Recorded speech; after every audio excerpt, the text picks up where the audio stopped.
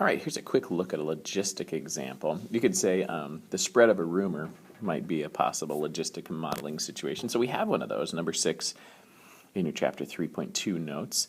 The setup for this one is basically of 1,300 students. Actually, we're up to 1,600, I think, here at Waukee. So this is a little behind the times. I think in the upper school, or 10 through 12 building, I think we have almost 1,600 in the building.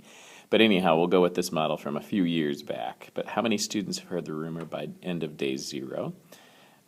The idea is the start of this is from Bob, Terrell, Kat, Alice, and this group of 4 students starts this rumor, and then it spreads logistically, as you see here. With 0, t equals 0, you actually literally put that in if you want to know what at times 0. What we should get out is something that makes sense. So let's put in 0 and see what we get out.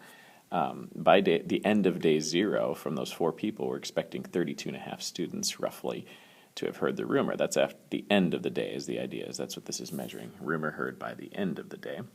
And then in part 2, here's the setup for if you want to know when you hear 1,000 students, then you set the whole thing equal to 1,000 and solve.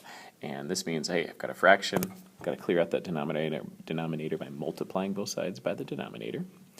And then you have thousands to divide away, so we can get to t by itself. So divide both sides by 1,000.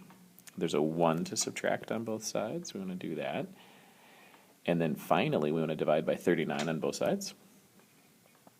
And this exponent negative 0.9t, and that, if we want to get rid of that, that's where we take the log of both sides. Natural log, especially if you're working with functions with e exponential growth, you want to use natural log on both sides, and so you take the natural log of both sides.